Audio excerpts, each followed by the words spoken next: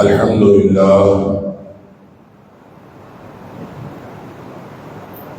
لله نحمده ونستعينه ونستغفره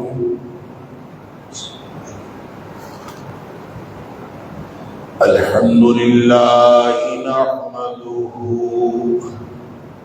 ونستعينه ونستغفره ونؤمن به ونتوكل عليه ونعوذ بالله من شرور أنفسنا ومن سيئات أعمالنا من يهده الله فلا مضل له ومن يضلل فلا هادي له وأشهد أن لا إله إلا الله وحده لا شريك له وأشهد أن محمدا عبده ورسوله صلى الله عليه وسلم أرسله بالحق بشيرا ونذيرا بين يدي الساعة فمن يطع الله ورسوله فقد رشد واهتدى ومن يعص الله ورسوله فقد ضل وغوى فإنه لا يضر إلا نفسه ولا يضر الله شيئا نسأل الله ربنا أن يجعلنا ممن يطيعه ويطيع رسوله ويتبع رضوانه ويجتنب سخطه فإنما نحن به وله أما بعد فإن خير الحديث كتاب الله وخير الهدي هدي محمد صلى الله عليه وآله وسلم وشر الأمور محدثاتها وكل محدثة بدعة وكل بدعة ضلالة وكل ضلالة في النار فأعوذ بالله السميع العليم من الشيطان الرجيم من همزه ونفخه ونفثه بسم الله الرحمن الرحيم والفجر وليال عشر والشفع والوتر قسم ہے فجر کی اور قسم ہے 10 راتوں کی اور وہ 10 راتیں جو تاب بھی ہیں اور جفت بھی ہیں۔ صدق اللہ العظیم۔ اللہ کے دنوں میں سے دن اور اللہ کی راتوں میں سے راتیں ساری کی ساری اللہ کی بنائی ہوئی ہیں، اور یہ بات میں کئی دفعہ آپ کے سامنے عرض کر چکا ہوں کہ دنوں کی برکت اور نحوست بنیادی طور پر اعمال کے ساتھ تعلق رکھتی ہے۔ جس طرح کے اعمال کیے جاتے ہیں اسی طرح کا اس کا اثر ہوتا ہے، اس کا امپیکٹ ہوتا ہے، اور وہ دن چاہے دوسروں کے لیے مبارک ہو یا منحوس ہو، جس شخص نے جس طرح کا عمل کیا ہے اس کے لیے وہ دن اسی طرح کا بن جاتا ہے۔ ویسے تو اللہ کریم نے بعض دنوں کو خاص فضیلت عطا کی ہے، بعض راتوں کو خاص فضیلت عطا فرمائی ہے، لیکن یہ فضیلت ہر شخص کے لیے نہیں، یہ صرف اس شخص کے لیے ہے جس نے ان دنوں میں اللہ کی بندگی کر کے اللہ کو راضی کرنے کی کوشش کی اور نیکیاں کر کے اپنے گناہ بخشوانے کی کوشش کی، اس کے لیے وہ دن مبارک ہے۔ تخصیص یقیناً اللہ نے فرمائی، لیکن مبارک اور منحوس کا فیصلہ انسان کے عمل پر ہوتا، اور اس کی سب سے بڑی مثال جب اللہ نے قوم عاد پر عذاب بھیجا تو اللہ تعالیٰ نے ان کو ایام نحسات فرمایا، فی ایام نحسات، ان کے اوپر جو عذاب آیا ہے وہ منحوس دنوں میں آیا۔ تو وہ منحوس دن کون سے ہیں جن کے اندر ان کے اوپر عذاب آیا؟ اللہ کریم قرآن میں فرماتا ہے وہ منحوس دن ہے، اور وہ کون سے دن ہیں؟ خود ہی قرآن دوسری جگہ فرماتا ہے 7 لیال و 8 ایام حسوما، 7 راتیں اور 8 دن مسلسل۔ اب 7 راتیں اور 8 دن مسلسل گن لیں، چاہے وہ کسی بھی دن سے عذاب شروع ہوا ہو، اگر وہ 7 راتیں اور 8 دن مسلسل ہے تو اس میں سوموار بھی آ گئی، اس میں جمعرات بھی آ گئی، اس میں جمعہ بھی آ گیا، جمعے کی مبارک گھڑیاں بھی آ گئی، شب جمعہ کی مبارک گھڑی بھی آ گئی، اور وہ ساری کی ساری مبارک گھڑیاں جن میں اللہ انسانوں کی دعائیں سنتا ہے اور قبولیت کی گھڑیاں ہوتی ہیں، وہ بھی ساری اس کے اندر آئیں، اور ان سب کو اللہ تعالیٰ فرما رہا ہے فی ایام نحسات، یہ سارے کے سارے منحوس دن تھے۔ تو نتیجہ یہ نکلا کہ وہ ساری دنیا کے لیے منحوس نہیں، قوم عاد کے لیے منحوس ہے، جنہوں نے جس طرح کا عمل کیا ان کے اوپر جس طرح کا عذاب آیا، اس عذاب کی وجہ سے وہ ان کے لیے منحوس دن ہے۔ لہذا لوگوں کو یہ فکر لاحق ہوتی ہے کہ فلاں آدمی دنیا میں تو اس کا کردار اچھا نہیں تھا، لیکن وہ رمضان میں فوت ہوا، تو رمضان میں فوت ہوا تو کیا خیال ہے کہ وہ صرف اس وجہ سے کہ وہ رمضان میں فوت ہوا وہ بخشا جائے گا؟ ساری زندگی جس نے اللہ کو راضی کرنے کی کوشش نہیں کی، تو رمضان میں تو بھائی کافر بھی فوت ہوتے ہیں، مشرک بھی فوت ہوتے ہیں، تو کیا خیال ہے صرف رمضان میں فوت ہونے کی وجہ سے وہ بخشے جائیں گے؟ نہیں، جس کے جس طرح کے اعمال ہیں اس کے دن اور راتیں اسی طرح۔ مبارک اس کے لیے ہے جس نے عمل اللہ کو راضی کرنے والے کی ہے، منحوس اس کے لیے ہے جس نے اللہ کو راضی کرنے کی کوشش نہ کی اور جس نے اپنی زندگی ضائع کی، اس کے لیے منحوس۔ لہذا کافر ہو یا مشرک ہو یا گناہ کبیرہ کے اندر جو مشغول انسان ہو، تو ہر شخص کے ساتھ جو معاملہ ہوگا وہ اس کے اپنے اپنے کردار کے مطابق ہوگا۔ کسی خاص وقت کا اس کو کوئی فائدہ ایسا حاصل نہیں ہو سکتا، فائدہ اس کو حاصل ہوگا جتنی فضیلتیں آپ کو ملتی ہیں احادیث کے اندر، بعض اوقات کی، بعض دنوں کی، بعض راتوں کی جو فضیلتیں اللہ کے رسول صلی اللہ علیہ وسلم نے فرمائی ہیں،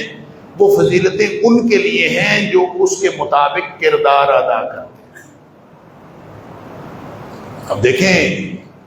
نبی کریم صلی اللہ علیہ وسلم نے یوم عرفہ کے بارے میں فرمایا کہ یوم عرفہ ایسا دن ہے، سبحان اللہ، اللہ ما من یوم اکثر من ان یعتق اللہ عز وجل فیہ عبدا من النار، اس سے زیادہ کوئی دن ایسا نہیں ہے جس دن اللہ اپنے بندوں کو جہنم سے آزاد کرتا ہو، سب سے زیادہ یوم عرفہ سے زیادہ کوئی دن ایسا نہیں جس سے زیادہ اللہ تعالیٰ لوگوں کو جہنم سے آزاد کرتا ہو من یوم عرفہ، یوم عرفہ سے زیادہ کوئی دن ایسا نہیں۔ اللہ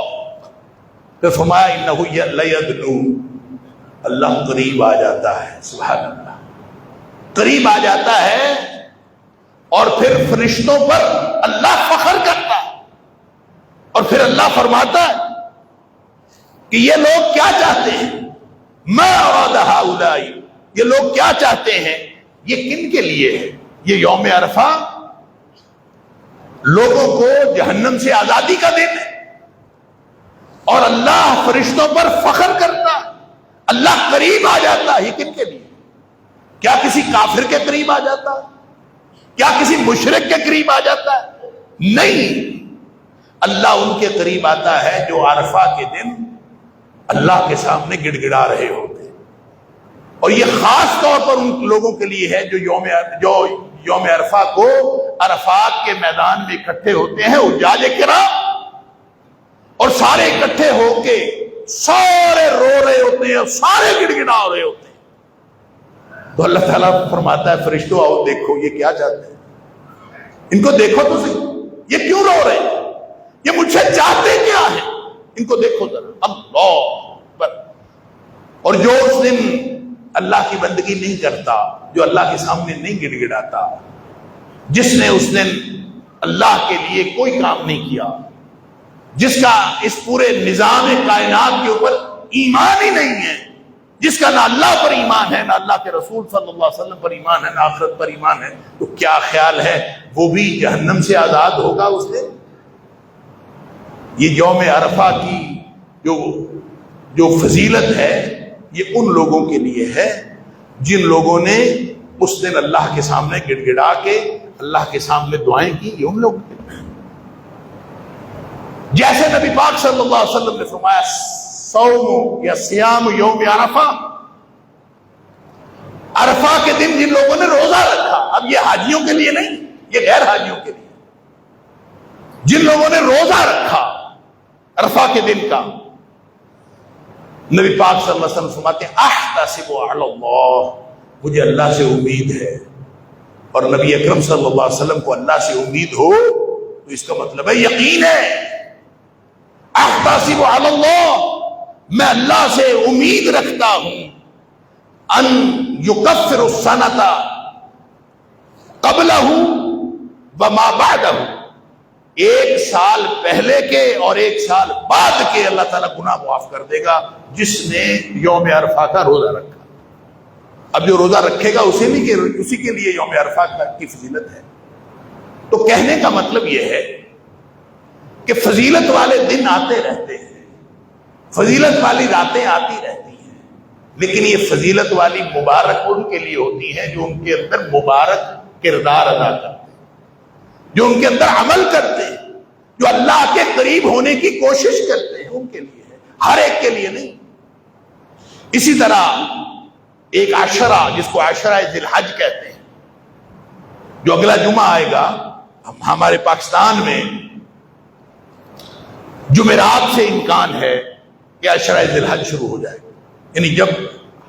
ذی الحج کا چاند نظر آ گیا تو اس کے بعد کے 10 دن جو ہیں وہ عشرہ ذی الحج کہلاتے ہیں۔ یہ جو عشرہ ہے اس کے بارے میں نبی اکرم صلی اللہ علیہ وسلم نے پتہ کیا فرمایا؟ فرمایا افضل ایام الدنیا ایام العشر۔ اللہ اکبر، افضل ایام الدنیا، دنیا کائنات کے جتنے بھی دن ہیں، اللہ اکبر، اس میں دن جمعے کے بھی آ گئے، اس میں دن جمعرات کے بھی آ گئے، اس میں دن رمضان کے بھی آ گئے، اس میں دن محرم کے بھی آ گئے، اس میں دن سارے حرمت والے مہینوں کے بھی آ گئے۔ فرمایا افضل ایام الدنیا، دنیا کائنات کے سارے دنوں میں سے بہترین اور افضل دن جو ہیں ایام العشر، یہ جو عشرہ ذی الحج ہے، ذی الحج کے جو پہلے 10 دن ہیں یہ ساری دنیا کے سارے دنوں سے سب سے بہتر۔ اللہ اکبر۔ اور ایک حدیث میں نبی پاک صلی اللہ علیہ وسلم نے فرمایا کہ ما من الایام احب الی اللہ العمل فیہن من هذه الایام، یہ جو 10 دن ہیں ان 10 دن میں جو کیا گیا عمل ہے وہ سارے سال میں کیے گئے اعمال میں سے سب سے زیادہ اللہ کو پسند ہے۔ انسان نے جب کبھی جو بھی عمل کیا ہو ان سب اعمال سے زیادہ پسند اللہ کو ان 10 دنوں میں کیا گیا عمل۔ لوگوں نے تو یہ سنا ہوا تھا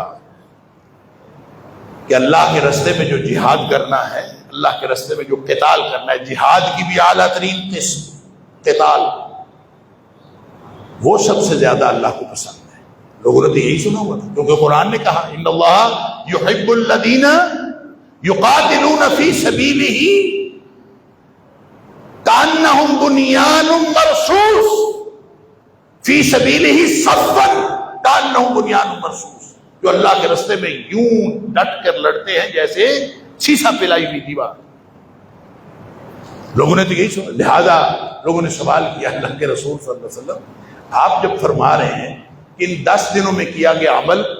سب سے زیادہ اللہ کو پسند ہے اور کوئی عمل اس کے علاوہ اللہ کو پسند نہیں ہے اتنا جتنا ان 10 دنوں میں کیا گیا عمل ہے، تو صحابی پوچھتا ہے وَلَلْ جِهَادُ فِي سَبِيلِ اللَّهِ، اللہ کے رسول صلی اللہ علیہ وسلم جہاد فی سبیل اللہ بھی اتنا افضل نہیں؟ آپ فرما رہے ہیں ان 10 دنوں میں کیا گیا عمل جو ہے وہ سب سے زیادہ اللہ کو پسند اور افضل ہے، تو کیا جہاد فی سبیل اللہ بھی اتنا پسند نہیں اللہ کو جتنا ان 10 دنوں میں کیا گیا عمل ہے؟ وَلَلْ جِهَادُ فِي سَبِيلِ اللَّهِ۔ اللہ نبی اکرم صلی اللہ علیہ وسلم نے جواباً فرمایا وَلَلْ جِهَادُ فِي سَبِيلِ اللَّهِ، جہاد فی سبیل اللہ سے بھی زیادہ پسند ہے اللہ کو وہ عمل جو ان 10 دنوں میں کیا گیا۔ اللہ، البتہ ایک استثناء نبی پاک صلی اللہ علیہ وسلم نے فرما دیا، الا من، سوائے اس شخص کے خرج بنفسہ ومالہ، یا خرج یخاطر بنفسہ ومالہ، وہ نکلتا ہے اس کو اپنی جان کا بھی خطرہ ہے اور اپنے مال کا بھی خطرہ، جان ہتھیلی پہ لے کے نکلتا ہے، یخاطر بنفسہ ومالہ، اللہ، یعنی ایسا محاذ جنگ گرم ہے کہ وہ نکلتا ہے اس کو اپنی جان کا بھی خطرہ ہے اپنے مال کا بھی خطرہ ہے، اور یوں نکلتا ہے، یخاطر، خرج یخاطر بنفسہ ومالہ، اپنی جان بھی ہتھیلی پہ لے کے نکلتا ہے، مال بھی ہتھیلی پہ لے کے نکلتا ہے، وَلَمْ يَرْجِعْ بِشَيْءٍ، نہ مال واپس آتا ہے نہ جان واپس آتی ہے، دونوں ہی اللہ کے راستے میں قربان کر کے آ جاتا ہے۔ اگر کسی نے یہ کیا ہو تو وہ عمل میں بڑھ جاتا ہے اس شخص سے جس نے ان 10 دنوں میں عمل کیا ہو، وگرنہ عام جہاد فی سبیل اللہ سے بھی زیادہ پسند ہے اللہ کو ان 10 دنوں میں کیا گیا عمل۔ اللہ اکبر، ہم نے تو آج تک یہی سنا تھا کہ جو رمضان کا آخری عشرہ ہے وہ بڑا فضیلت والا ہے، اور رمضان کے آخری عشرے میں نبی اکرم صلی اللہ علیہ وآلہ وسلم جب عشرہ داخل ہوتا تھا، شد میزرہ، نبی پاک صلی اللہ علیہ وسلم کمر کس لیتے تھے، وَأَحْيَا لَيْلَهُ، اپنی راتوں کو جاگتے تھے، اور نبی پاک صلی اللہ علیہ وسلم اپنے گھر والوں کو بھی جگاتے تھے۔ اللہ، وہ 10 دن، یہ بھی 10 دن، تو پھر کون سے 10 دن بہتر ہو؟ ان کے لیے بھی نبی پاک صلی اللہ علیہ وآلہ وسلم نے فضیلتیں بیان فرمائی، ان 10 دنوں کے لیے بھی نبی کریم صلی اللہ علیہ وسلم نے فضیلتیں بیان فرمائی، تو پھر کون سے زیادہ بہتر ہے؟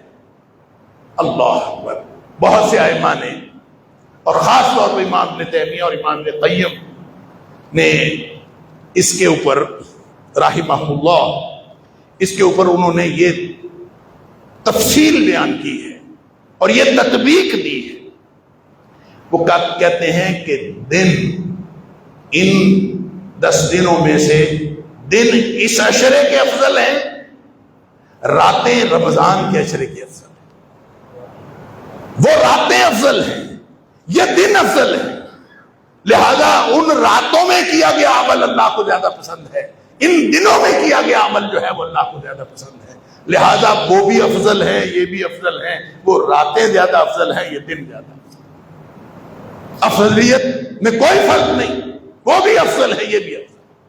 لیکن یہ دن افضل ہے، اس لیے نبی پاک صلی اللہ علیہ وسلم نے فرمایا افضل ایام الدنیا، یہ دنیا کے دنوں میں سے سب سے افضل ہے ایام العشر، یہ راتوں میں سے نہیں، راتیں وہ افضل ہیں۔ تو پھر کرنا کیا ہے ان 10 دنوں میں؟ کیا کرنا ہے ان 10 دنوں میں؟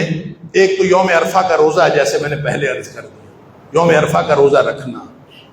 لازمی ہے۔ لازمی اس لیے ہے کہ جس نے گناہ بخشوانے اس کے لیے لازمی ہے۔ اما حفصہ رضی اللہ تعالی عنہا فرماتی ہیں کان رسول اللہ صلی اللہ علیہ وسلم یصوم، نبی پاک صلی اللہ علیہ وسلم روزہ رکھتے تھے 9 ذی الحجہ۔ اب یہ 9 ہے، 9 ذی الحج کا، 9ویں ذی الحج کا نہیں فرمایا، ذی الحج کے 9، 9 ذی الحجہ، 9 ذی الحج کا، ویوم عاشوراء، اور 10ویں محرم کا، اور ہر مہینے میں سے 3 روزے، اور سوموار اور جمعرات کا روزہ۔ نبی پاک صلی اللہ علیہ وسلم یہ روزے رکھتے تھے، یہ حفصہ رضی اللہ تعالیٰ عنہ۔ اب یہ جو 9 ذی الحجہ ہے نا، یہ اس سے بہت سارے لوگوں نے تو یہ مفہوم لیا ہے کہ یہ 9 بمعنی تاسع کے ہے، 9 بمعنی تاسع کے ہیں۔ اس کی وجہ کیا ہے؟ اس کی وجہ یہ ہے کہ یہ یوم عرفہ کا روزہ، اس کے علاوہ دوسری حدیث میں جو آیا کہ یوم عرفہ کا روزہ رکھنا چاہیے، تو یوم عرفہ 9ویں کو ہوتا ہے، لہذا یہ 9 بمعنی تاسع ہے، اس سے مراد وہی روزہ ہے جو یوم عرفہ کا روزہ، باقی اس کے علاوہ روزہ نہیں۔ لیکن اس کا دوسرا مفہوم یہ ہے کہ ذی الحج کے 9 دنوں کے روزے ہیں، 9 کے 9 دن روزے رکھے، تو 9 ذی الحج کا مطلب ذی الحج میں 9 روزے رکھتے تھے نبی کریم صلی اللہ علیہ وسلم۔ ایک مفہوم اس کا یہ ہے کہ 9 روزے رکھتے تھے، ایک مفہوم یہ ہے کہ 9ویں کا روزہ رکھتے تھے، اور 9ویں کے روزے والا جو مفہوم ہے وہ اس تقویت پکڑتا ہے صوم یوم عرفہ سے یا سیام یوم عرفہ سے، کہ یوم عرفہ بھی چونکہ 9ویں کو ہوتا ہے، لہذا اس کا مطلب یہ کہ نبی پاک صلی اللہ علیہ وسلم ذی الحج کی 9ویں تاریخ کا روزہ رکھتے ہیں۔ لیکن دوسرا مفہوم بھی بعید نہیں ہے، دوسرا ناممکن، دوسرا مفہوم بھی درست ہے۔ لہذا جن لوگوں نے دوسرا مفہوم لیا ہے اس کا مطلب یہ ہوگا کہ 9 کے 9 دنوں کے روزے رکھنے کی کوشش ہے تو نفلی روزے، جو رکھ سکے وہ رکھے، 9 دن کوئی روزے رکھ سکتا ہے تو رکھے، یہ ذی الحج کے 9 دن۔ اور اگر نبی پاک صلی اللہ علیہ وسلم نے جو 9 ذی الحجہ فرمایا ہے، اس سے مراد اگر 9ویں بھی ہو تو باقی 8 دن بھی اس لیے بہتر ہے ان میں روزہ رکھنا کہ یہ افضل ایام الدنیا ہے، یہ دنیا کے سارے دنوں میں سے افضل ترین دن ہے۔ تو عام دنوں میں روزہ رکھنا، ایک روزہ جو اللہ کے لیے رکھا ہو، نبی کریم صلی اللہ علیہ وسلم فرماتے ہیں ایک روزہ اگر اللہ کے لیے رکھا ہو تو اس روزے کا ثواب پتہ کتنا ہے؟ یہ عام روزہ، کسی نے عام نفلی روزہ رکھا، اس میں فرضی روزے کی بھی بات نہیں اور افضل دنوں کے روزے کی بھی بات نہیں۔ یہ عام روزہ کوئی شخص اللہ کے لیے رکھتا ہے ایک روزہ، تو نبی کریم صلی اللہ علیہ وسلم نے فرمایا اس کو اتنا ثواب ملتا ہے کہ اللہ تعالیٰ اس کو اس ایک روزے کی وجہ سے 70 سال کی مسافت کے برابر جہنم سے دور کر دیتا۔ ایک روزے سے، عام روزہ رکھا تو 70 سال کی مسافت کے برابر جہنم سے دوری مل گئی۔ اللہ! تو جس نے افضل دنوں کا روزہ رکھا پھر اس کو کیا ملے گا؟ افضل ایام الدنیا کا روزہ رکھا پھر اس کو کیا ملے گا؟ سبحان اللہ! تو اس کا مطلب یہ ہے کہ 9 کے 9 روزے اگر کوئی رکھ سکے تو اس کو رکھنے چاہیے، اور نہ رکھ سکے تو کم از کم 9ویں کا روزہ نہیں چھوڑنا چاہیے۔ اور یہ یوم عرفہ بھی ہے، اور پھر اس میں لوگوں کے اندر جو ہے وہ ایک عجیب و غریب کنفیوژن اور بحث شروع ہو جاتی ہے کہ یوم عرفہ مکہ مکرمہ والا یا یوم عرفہ یہاں پاکستان والا، کیونکہ وہاں کے اور یہاں کے یوم عرفہ میں فرق ہوتا ہے، وہ ایک آدھ دن پہلے، بعض کا 2 دن پہلے ہو سکتا، اور ہمارا جو ہے وہ 1 دن بعد یا بعض کا 2 دن بعد ہو سکتا ہے۔ تو یوم عرفہ کون سا؟ کیونکہ عرفہ کا یوم تو اسی کو کہیں گے نا جہاں حج ہو رہا ہے، تو حج یوم عرفہ کو ہوتا ہے، لہذا جس دن حج ہو رہا ہے اسی دن ہم روزہ رکھیں، چاہے ہمارے پاس 7 تاریخ ہو چاہے 8 تاریخ ہو، تو یوم عرفہ کا تو روزہ ہو۔ یہ ہے، یہ بعض لوگ یہ کنفیوژن کریٹ کرتے ہیں۔ تو بھائی بات یہ ہے، تو پھر تو رمضان کے روزے بھی ہمیں سعودیہ کے اوقات کے مطابق رکھنے پڑیں گے، پھر تو ہمیں نمازیں بھی انہی کے اوقات کے مطابق پڑھنی پڑیں گی۔ ایک وقت جب طے ہو گیا، اور اس کو تھوڑا سا پیچھے لے جائیں نا، نبی کریم صلی اللہ علیہ وسلم کے دور میں لے جائیں، آج تو کمیونیکیشن اتنی ہے، ذرائع ابلاغ اتنے سریع ہیں، اتنے تیز ہیں کہ وہ آپ کو فوراً خبر دے دیتے ہیں کہ وہاں کا یوم عرفہ ہو گیا، آپ کا اگلے دن ہے، پوری دنیا کے آپ کو حالات معلوم ہو جاتے۔ تو ذرا خیال کیجئے، تصور کیجئے، نبی اکرم صلی اللہ علیہ وسلم کے، آپ کے نبی پاک صلی اللہ علیہ وسلم کے دور میں خبریں کتنی دور کب پہنچتی تھی۔ تو مدینہ کے اندر ہو سکتا ہے مکہ مکرمہ کے اندر جب یوم عرفہ ہوتا ہے تو مدینے والوں کو پتہ ہی نہ ہو کہ یوم عرفہ کب ہوا، انہوں نے اپنا چاند دیکھنا ہے، کیونکہ ایک دن جب نبی پاک صلی اللہ علیہ وسلم کے پاس آئے تھے لوگ، تو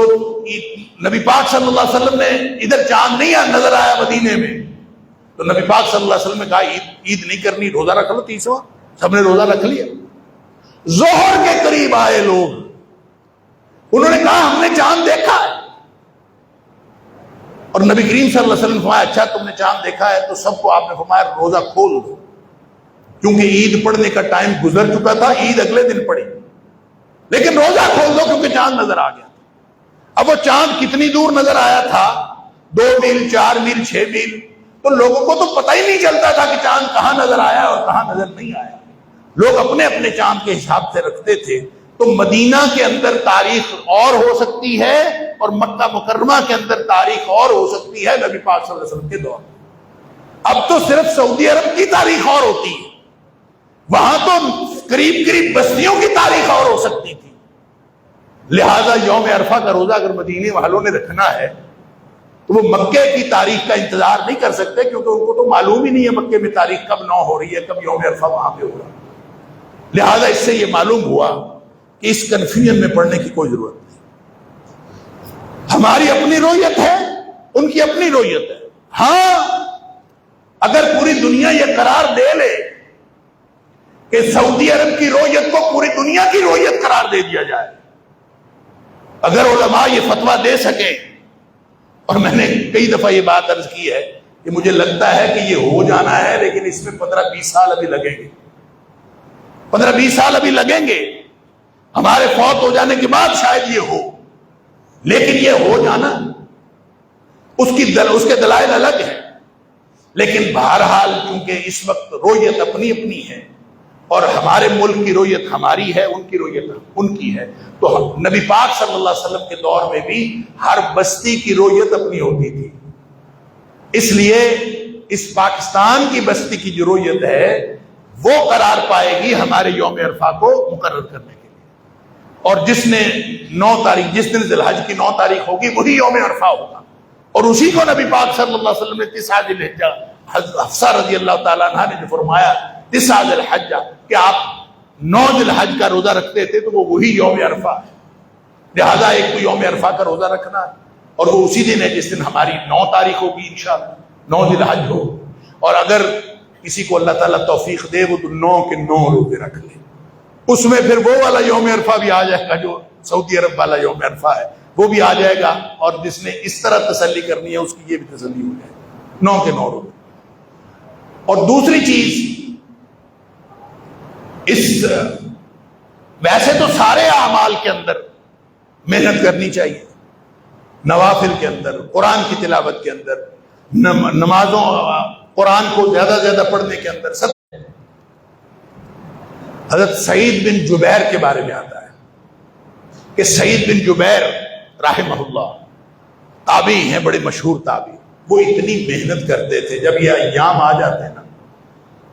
کان سعید بن جبیر تقدر علیہ، یہاں تک کہ صورتحال یہ ہو جاتی تھی کہ اپنی ہی محنت، طے کی ہوئی محنت، اپنا ہی، مثلا میں اتنے نوافل پڑھوں گا، مثلا میں اتنا قرآن پڑھوں گا، مثلا میں اتنا صدقہ کروں گا، وہ اپنے اوپر جو طے کر لیتے تھے وہ اتنا زیادہ طے کر لیتے تھے کہ بعض اوقات اسی کا بوجھ برداشت کرنا ممکن نہیں رہتا تھا، اس قدر محنت کرتے تھے کہ اس کا بوجھ برداشت کرنا ممکن نہیں رہتا تھا۔ لہذا عمومی اعمال کے اندر جتنی محنت ہو سکتی ہے محنت کرنی چاہیے۔ باقی روزہ ہے، خصوصی طور پر روزہ رکھنا چاہیے۔ پھر تکبیریں ہیں، تکبیریں کہنی چاہیے۔ نبی کریم صلی اللہ علیہ وسلم ایک حدیث کے اندر ہے فَأَكْثِرُوا فِيهِنَّ، یہ دن جو ہیں بہت افضل دن ہیں، اس کے بارے میں وہی الفاظ ارشاد فرمائے، پھر فرمایا فَأَكْثِرُوا فِيهِنَّ، پس ان دنوں میں کثرت کرو، کس چیز کی؟ من التحلیل والتکبیر والتحمید، لا الہ الا اللہ کہنے کی کثرت کرو، اللہ اکبر کہنے کی کثرت کرو، اور الحمدللہ کہنے کی کثرت کرو، ان چیزوں کی کثرت کرو جن کو ہم تکبیرات عید کہتے ہیں یا تکبیرات تشریق کہتے ہیں، وہ گویا پورے کے پورے عشرے کے اندر وہ تکبیرات پڑھنی چاہیے۔ اور حضرت ابن عمر رضی اللہ تعالیٰ عنہ اور حضرت ابو ہریرہ رضی اللہ تعالیٰ عنہ کے بارے میں آتا ہے، یہ دونوں جو ہیں باہر نکل جاتے تھے، یخرجان، یہ دونوں نکل جاتے تھے الی السوق، گلیوں میں نکل جاتے تھے، بازاروں میں، اور کیا کرتے تھے؟ یکبران، یہ گلیوں بازاروں میں تکبیریں پڑھتے رہتے، اللہ اکبر، اور وہ تکبیریں پڑھتے تھے وَيُكَبِّرُ النَّاسُ بِتَكْبِيرِهِمَا، اور لوگ بھی ان کو دیکھ کر ان کی تکبیر کے پیچھے پیچھے تکبیر پڑھنا شروع کر دیں۔ کیسا ماحول کریٹ ہوتا ہو، یعنی گلیوں بازاروں میں ہر طرف تکبیر ہو رہی ہے۔ کیوں؟ نبی پاک صلی اللہ علیہ وسلم کا حکم ہے کہ ان 10 دنوں میں یہ بڑے افضل دن ہیں، اللہ کو بڑے پسند ہیں، اور ان میں تحلیل، تکبیر اور تحمید کو زیادہ زیادہ کیا کرو۔ لہذا تکبیریں کہنا یہ بھی ایک عمل ہے، اور اس میں تکبیر کے مختلف الفاظ ہیں۔ ابن عباس رضی اللہ تعالیٰ عنہ سے مروی الفاظ ہیں، عبداللہ بن مسعود رضی اللہ تعالیٰ عنہ سے مروی الفاظ، یہ جو ہم عام طور پر تکبیر پڑھتے ہیں، اللہ اکبر اللہ اکبر لا الہ الا اللہ اللہ اکبر اللہ اکبر وللہ الحمد، یہ الفاظ حضرت عبداللہ بن مسعود رضی اللہ تعالیٰ عنہ سے، مختلف صحابہ سے مختلف الفاظ ہیں تھوڑے بہت فرق کے ساتھ، تو یہ تکبیریں کہنی چاہیے۔ اور ایک چیز یہ کہ جس نے قربانی کرنی ہے، نبی پاک صلی اللہ علیہ وسلم نے فرمایا کہ جب یہ 10 دن آ جائیں اور کوئی شخص جو ہے وہ ارادہ رکھتا ہو، ومن اراد ان یضحی، اس نے قربانی کرنے کا ارادہ کیا ہوا ہو، فلا یاخذن من شعرہ ولا من اظفارہ، نہ وہ بال کاٹے گا ان 10 دنوں میں، نہ وہ ناخن کاٹے گا۔ لہذا یہ اس کے اوپر تو پابندی ہو گئی، جس نے قربانی کرنی ہے اس کے اوپر یہ پابندی ہے کہ وہ ناخن اور بال نہ کاٹے ان 10 دنوں کے اندر۔ جس نے اس سے پہلے کاٹنے کاٹ لے۔ ہمارے ہاں عشرہ ذو الحج شروع ہونے کا امکان 29 مئی کو ہے، اور اس سے پہلے جتنے کسی نے حجامت وغیرہ بنانی ہے تو بنا لے۔ ان 10 دنوں میں خاص طور پر وہ لوگ جنہوں نے قربانی کرنی ہے ان کے اوپر پابندی۔ باقی رہے وہ لوگ جنہوں نے قربانی نہیں کرنی، تو وہ بھی اگر